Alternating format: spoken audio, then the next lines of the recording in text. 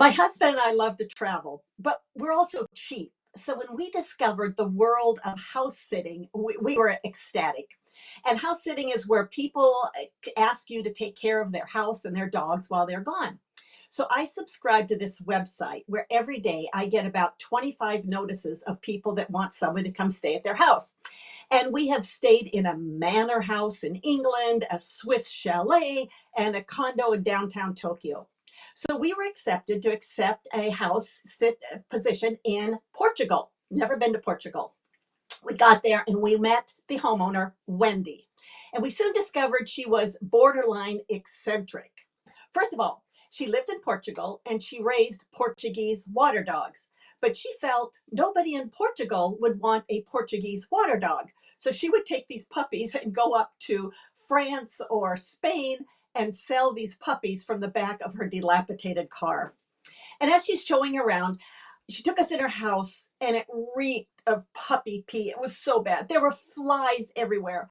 And my stomach turned because she stirred the stew for our dinner with the same spoon that she stirred the dog food. And then she took us outside and she had this huge cage and she had an aggressive parrot in it. And the parrot hated men and he disliked women. So she said to my husband, if you value your, oh, are you, someone's doing like this, the timer. Oh, okay, I'm sorry. So she said to my husband, if you value your face, you will not go in that cage. So what we had to do, he would take a peanut and he would go to the far end of the cage and distract the parrot.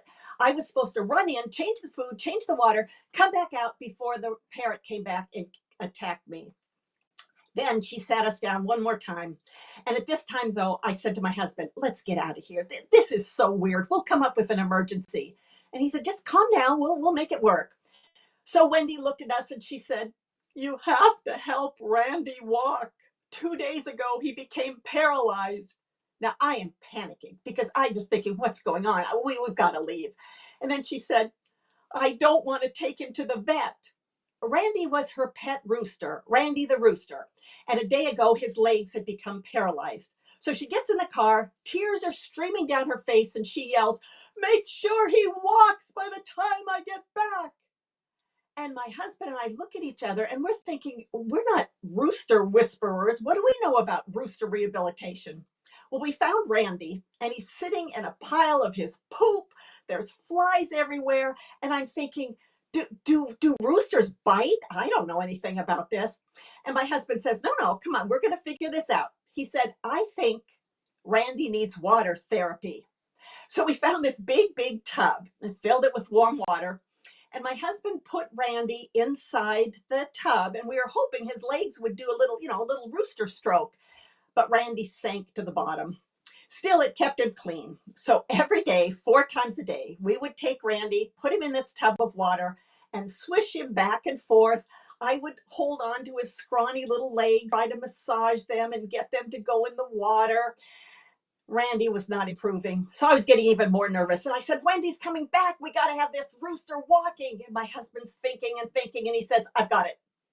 I'm going to build him a physical therapy walking apparatus. Evidently, my husband took this very seriously. He found a large bag, cut 2 holes in it, and we put Randy inside the bag with his legs dangling down. And then my husband added a bungee cord to the handle of the bag, which basically was a Johnny jump up for roosters.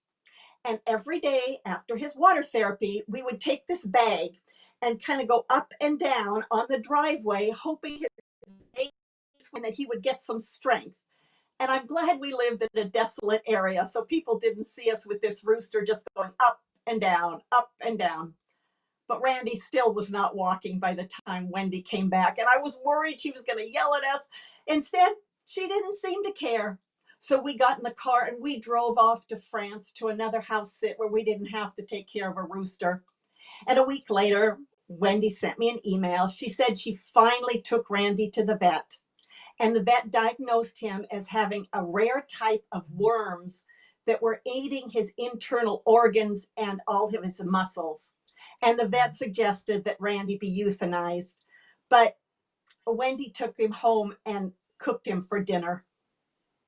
Thank you.